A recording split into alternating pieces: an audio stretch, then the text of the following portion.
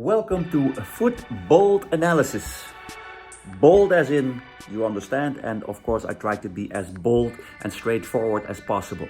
Having said that, while I'm here in the bubble of the ISL, Indian Super League, I am trying to contribute from my side and try to use my time as good as possible, and I will do some analysis on certain games. I will not choose every game, but to try to pick some games that would be interesting to analyze. I cannot use any video material, therefore I will use animations, and I will only look into key moments in the game. Also, I want to try to keep it as short as possible and be as objective as possible. So I'm not going to fill in the way how I would find solutions or do things. Of course, I will here and there give some ideas on how I would do it, but at the same time I try to be as objective as possible, and hopefully as a supporter or anyone who's watching can do his benefit with it. Let's dive right into it, to the analysis, and hopefully you enjoy. Cheers. So we're going to look at the last night games, Northeast United versus Mumbai City FC. Now, I'm not going to make it a deep analysis of the whole game because I think it's more interesting to look at. I already had a preview on Mumbai City FC last week, and especially the way they have to line up. That is more interesting for me to look at the moment than yesterday's game itself. Now, if we look at the game yesterday, so we will go into just a few things that are important, and then we go to Mumbai's lineup, or the problem that Lobera is facing, in my opinion. Northeast United was lining up basically in a 4-4-2, and they limited themselves mainly to defending. They came with a game plan and they did that well, but we'll talk about that in a bit. What was surprising that Fenay was playing and Federico Gallego was not playing. Instead of that, they had their winger, the Portuguese winger was playing. But Fenay in the last 2 seasons didn't play, so that was a surprise. And that 4-4-2 they played was based on staying defensively compact and hoping on a few counter attacks. If we look at Mumbai is basically playing under Lobera, also the way they lined up, a 4-2-3-1, the same like he did with FC Goa. But if you talk about formations versus formations, then the only thing within those two formations to look at is the following. On the midfield, it is a 3 versus 2. That means for Mumbai there are 3, and for Northeast you have 2 pivots. Now, how to solve this? That is not so difficult, and I will line it out, but basically that is the only most important thing to look at when it comes to responsibilities. Who is responsible for who? So the thing is that Bomos, who play behind the striker, of course, he moves to the left, he moves to the right, he drops in, etc. So that can cause confusion. But as long as he drops in to his own half, then there is not a bigger problem. If he starts playing between the lines, it would be difficult, but he has more the tendency always to drop in. So that was for Northeast, therefore a bit easier. And how did Northeast deal with that 3 against 2 formation of 3 against 2 on the midfield? Is basically that they had a good 8 block, in this case moving over, making the spaces small. They really covered that space very well, and therefore you saw also Bomos every time dropping almost in his own half. In the beginning, the strikers of Northeast, they were a little bit far up. Later they dropped in a bit more, and that made it even more compact.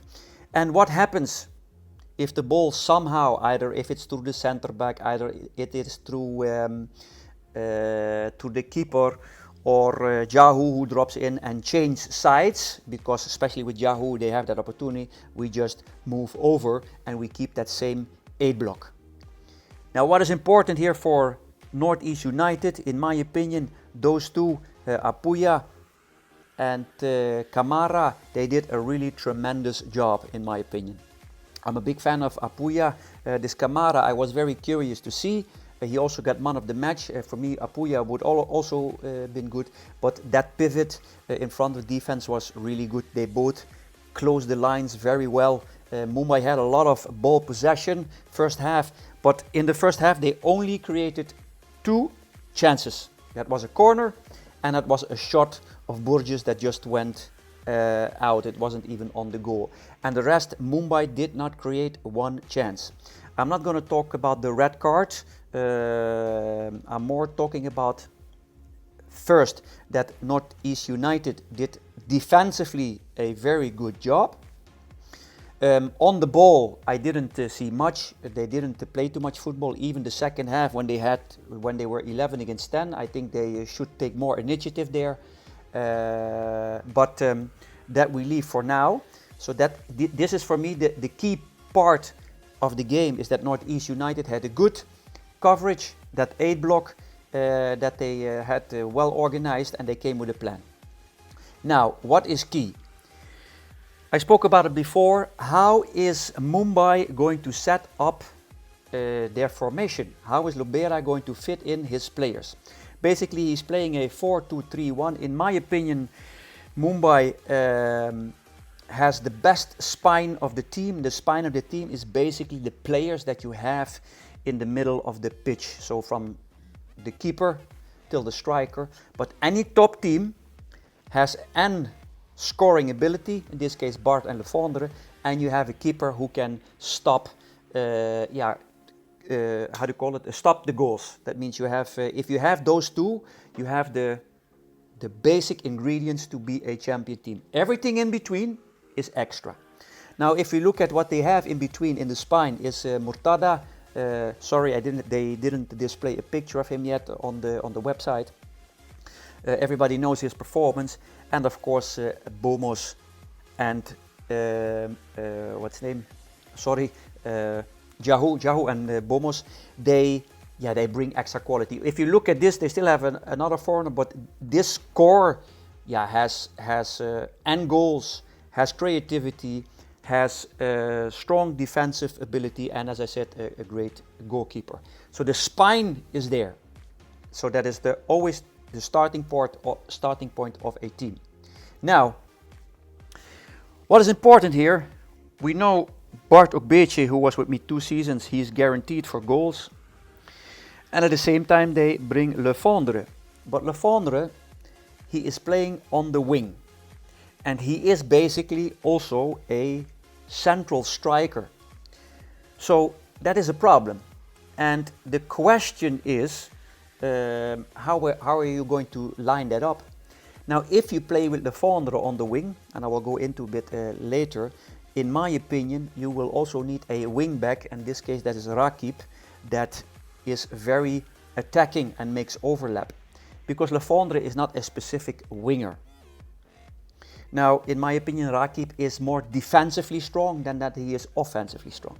So the question is, can Bart and Lefondre play together in a 4-4-2? Either you play a 4-4-2 flat, or maybe a 4-4-2 in a diamond. This has consequences. I'm not going to speak about what I would do, but the question is, can they play together? Or, like yesterday, and in my opinion, that was not good. I think that it was a organized chaos. If I look at Mumbai's formation and the way they played, a lot of ball possession, and I don't care about the pre-season for any team.